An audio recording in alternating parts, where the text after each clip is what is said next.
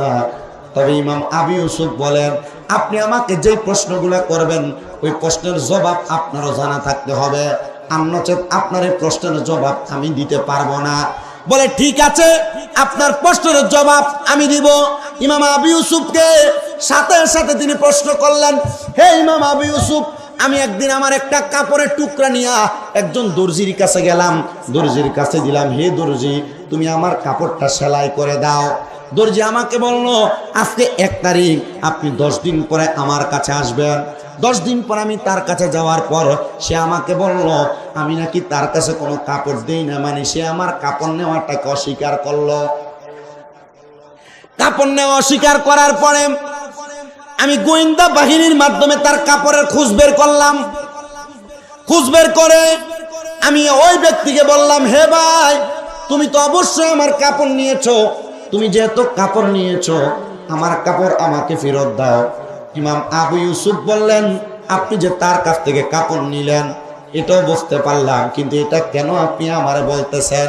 তিনি বলেন, অন্য কোনো কারণ না, তবে সে যখন আমার কাপড়টা দিয়েছে, কাপড়টা সেলাই করার আগে তার সাথে আমার একটা চুক্তি হয়েছে, এই কাপড়টা সেলাই করলে আমি তারা 50 টাকা দিব, 50 দিরহাম দিব। বলে হ্যাঁ ঠিক আছে। ও ইমাম আবু ইউসুফ, আপনি ফতুয়া দেন, সে যেহেতু আমার কাপড়টা চুরি করেছে আমি কি তারে কাপড় বানানোর টাকা দিমুনি? ইমাম আবু ইউসুফ বলে হ্যাঁ দিবেন। উনি বলেন না, আপনার ফতুয়া হয় নাই। ইমাম আবু ইউসুফ তার প্রতি উত্তরে বলেন না, দিবেন না। ওই ব্যক্তি বলেন আপনার এই ফতুয়া হয় নাই। আজব বিষয়, আপনি আমার বললেন আমি তাকে তার কাপড় সেলাইয়ের টাকা দিব কিনা, এখন আমি আপনার উত্তর দিলাম হ্যাঁ আপনি দিবেন যেহেতু সেলাই হয়ে গেছে, আপনি বললেন না আমার উত্তর হয় নাই।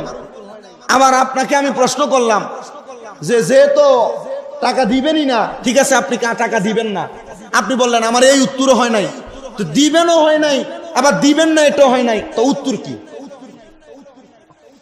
ওই আগন্তুক ব্যক্তি বলে, হে ইমাম আবু ইউসুফ, ফতোয়া হবে এই ব্যক্তি যদি কাপড় সেলাই করার আগে আমাকে মিথ্যা বলার আগে কাপড় সেলাই করে থাকে, তাহলে সেই ব্যক্তি তার কাপড় সেলাইয়ের টাকা পাবে। মারহাবা কোন? তাহলে সে তার কাপড় সেলাইয়ের টাকা পাবে। আর যদি মিথ্যা বলার পরে সে এই কাপড় সেলাইয়ের হাদিয়া মানে কাপড়ের বিল পাবে না। বলে কেন গো? বলে এটার কারণ হইল তার মিথ্যার কারণে তার চাকরি করার বেতনটা খারেজ মওকুফ হয়ে গেছে, এজন্য সেটার বেতন পাবে না। চিন্তা করে দেখেন, একজন আগন্তুক ব্যক্তি ইমাম আবু ইউসুফকে